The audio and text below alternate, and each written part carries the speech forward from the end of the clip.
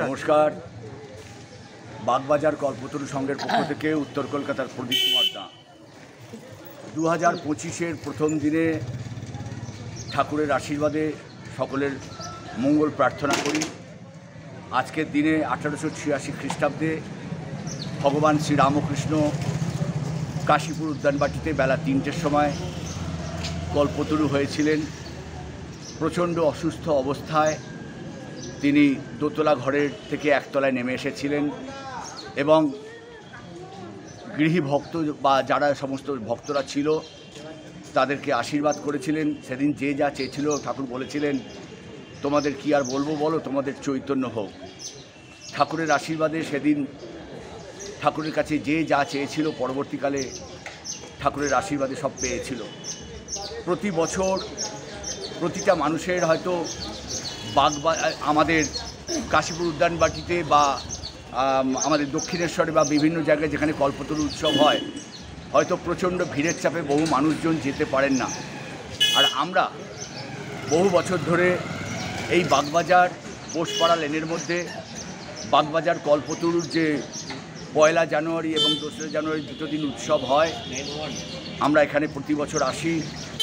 বিগত বছর ধরে আমি আসছি এবং বিগত কয়েক বছর আগেও পর্যন্ত বহু বছর ধরে আমি কাশীপুর উদ্যানবাটিতে একবারে মূল মঞ্চের সামনে ডিউটি করেছি এবং এই মুহূর্তে আমি এখনও রয়েছি। আজকের 1 জানুয়ারি আমি রয়েছি বাগবাজার কল্পতরুর এই কাশিদার বাড়ির একদম গেটের সম্মুখে।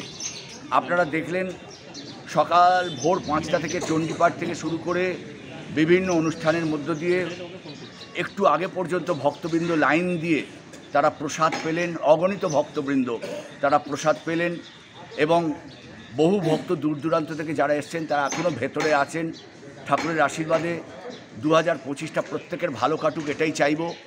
আমি জানি বা আমরা জানি যে 2024 অনেকে অনেক কিছু হারিয়েছেন, অনেকে অনেক কিছু হয়তো দুঃখে কষ্টে জীবন কাটিয়েছেন, কিন্তু ঠাকুরের আশীর্বাদ প্রার্থনা করুন যাতে আজকের এই দিনটা থেকে শুধু নয়, সারাটা বছর নয়, সারাটা জীবন যেন মানুষ অন্তত সুখে শান্তিতে থাকতে পারে। আমরা কেউ হানাহানি রক্তারক্তি চাই না। আমরা চাই প্রত্যেকে নিয়ে সমন্বয়ভাবে একত্রিত হয়ে থাকতে। চলুন আমি আপনাদের ভেতরে নিয়ে যাব। ক্যামেরা পার্সনকে বলছি ওটা হোল্ড করে রাখতে।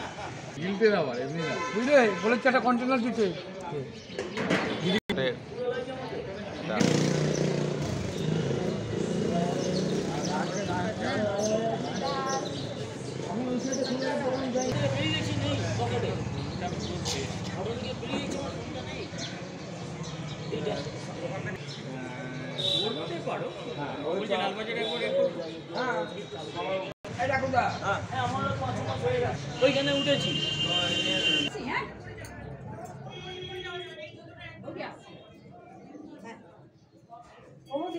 এটা যদি কোনায় রাখি তাহলে কিন্তু বসা দিয়ে গুছিয়ে রেখেছেন না? হ্যাঁ, সব গুছিয়ে বেঁধে রেখেছি।